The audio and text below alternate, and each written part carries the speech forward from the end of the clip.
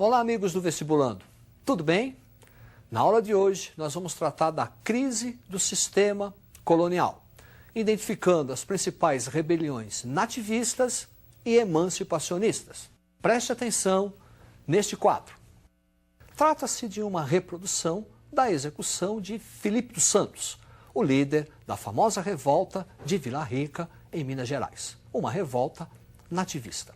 Entende-se por revolta nativista aquele movimento que vai contestar o excessivo fiscalismo de Portugal aqui na colônia. É um movimento que não reivindica a emancipação política. O primeiro movimento, a aclamação de Amador Bueno, ocorrido em São Paulo, quando o paulista Amador Bueno será aclamado rei de São Paulo. Revolta de Beckman, Maranhão. Os irmãos Beckmans vão liderar um movimento contra o monopólio da Companhia de Comércio do Maranhão, responsável pelo fornecimento de escravos. Escravos, muitos deles doentes, escravos velhos, fazendo com que os grandes proprietários do Maranhão tivessem que recorrer à escravidão indígena, entrando assim em conflito com a Companhia de Jesus. Portanto, a revolta de Beckman é uma revolta dos comerciantes contra a Companhia de Comércio do Maranhão e contra a Companhia de Jesus. Um terceiro movimento, ocorrido em Minas Gerais, Guerra dos Emboabas, em virtude das zonas de mineração. Os bandeirantes paulistas encontravam o ouro, mas quem se beneficiava, quem explorava este ouro, eram os emboabas, os forasteiros. Guerra dos Mascates, movimento nativista que ocorreu em Pernambuco, envolvendo os grandes comerciantes de Recife, os portugueses, com os grandes proprietários de terra e de açúcar de Olinda. É um movimento de caráter social. Olinda contra Recife. E o último movimento, ocorrido na região das Minas Gerais, a revolta de Filipe dos Santos contra a criação das casas de fundição. Para reforçar o que foi visto até agora, preste atenção no quadro. Revolta de Amador Bueno, São Paulo. Revolta de Beckman, Maranhão, contra a Companhia de Jesus e a Companhia de Comércio do Maranhão. Guerra dos Emboabas, região das Minas. Guerra dos Mascates, Mascates de Recife, contra os proprietários de Olinda. E a revolta de Filipe dos Santos, em Minas Gerais. Perceba, vestibulando, que nenhum destes movimentos vai questionar o pacto colonial, vai reivindicar a emancipação política. Agora, nós vamos tratar dos chamados movimentos emancipacionistas, que, como o próprio nome diz, vai questionar a dominação política de Portugal sobre a área colonial. Preste atenção neste quadro. Identificou? Trata-se da figura de Tiradentes. Joaquim José da Silva Xavier, um dos participantes do primeiro movimento emancipacionista da história do Brasil, a Inconfidência Mineira.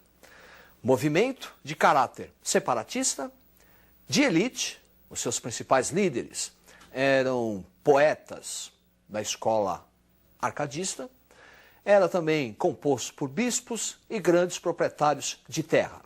O movimento da Inconfidência Mineira foi bastante influenciado pela independência dos Estados Unidos. 1794, Conjuração Carioca, que na verdade é uma conspiração que não saiu das ideias. O principal líder, o poeta Silva Alvarenga. 1798, Bahia, Conjuração Baiana ou Conjuração dos Alfaiates. Esse movimento é único, é singular, porque além de um movimento político, questionando o pacto colonial, exigindo a emancipação política de caráter republicano, foi também um movimento de caráter social. Quem participou da Conjuração Baiana exigia a igualdade de direitos, questionava a escravidão.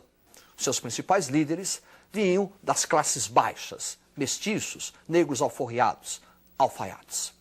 A última, 1817, Pernambuco, Revolução Pernambucana, movimento também de caráter separatista, patrocinado pelos grandes proprietários de terra, que não viam com bons olhos a excessiva tributação, Vamos lembrar que em 1817, a família, o Estado português, já estava instalado no Brasil, no Rio de Janeiro.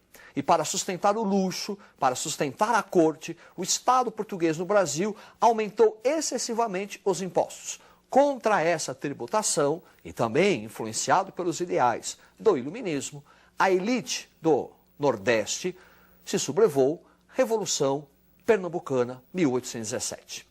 Preste atenção no quadro.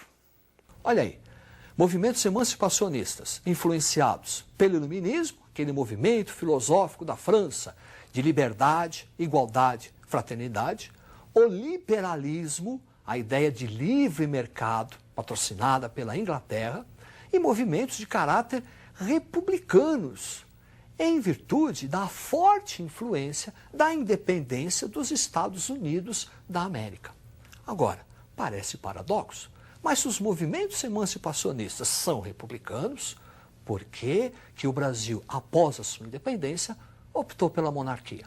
É que o Brasil, diferente de outras áreas coloniais, foi a única área que vai receber a família real.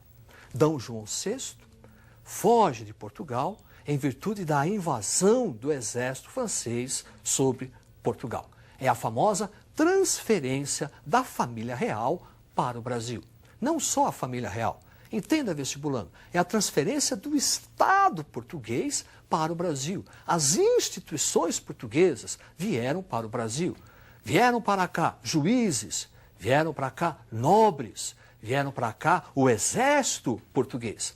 A instalação, a permanência dessa família real, de 1808 até 1820, é quem vai justificar a opção pelo Brasil, após a sua independência, pelo movimento ou pela instituição da monarquia. Durante a estada de D. João VI aqui no Brasil, ele vai realizar coisas importantes, abrindo caminho para a nossa independência. Vamos identificá-la observando o quadro. A abertura dos portos, em 1808, que representa o fim do pacto colonial. Segundo o grande historiador Caio Prado Júnior, a nossa independência, de fato, ocorreu com a abertura dos portos, liberdade econômica. Depois, a assinatura dos tratados de 1810, envolvendo Portugal e a Inglaterra sob o comércio da área colonial. A partir de 1810, o Brasil passa a ser dependente economicamente da Inglaterra. 1815, elevação do Brasil à categoria de Reino Unido e a famosa Missão Francesa. A partir de 1815, juridicamente, o Brasil não é mais colônia de Portugal, é elevado a Reino Unido. E sobre a Missão Francesa, vamos destacar aqui o papel de Rugendas e o papel de Debré, que vão muito bem mostrar a fauna e a flora brasileira do período, bem como os costumes do Rio de Janeiro durante a presença da família real aqui no Brasil. Em 1820, em Portugal, vai ocorrer um movimento, um forte movimento social chamado Revolução Liberal do Porto, considerada a causa imediata da independência do Brasil. Liberal, porque lá em Portugal acaba-se esse movimento, contribuiu para o fim do chamado absolutismo monárquico. O poder não está mais nas mãos do rei. O poder, por força da Revolução, foi transferido para as cortes portuguesas, o poder legislativo. Mas essa rebelião também tem um caráter conservador. Quer dizer, a nobreza, a burguesia lusitana, queria tirar o poder do rei para poder recolonizar o Brasil. É por isso que essa revolta, a Revolução do Porto, é considerada a causa imediata da nossa independência. D. João voltou por força da Revolução, mas deixou aqui no Brasil o seu filho, o príncipe regente Pedro I, que em 7 de setembro de 1822, às margens do Ipiranga, proclamou a independência. Preste atenção nesse quadro.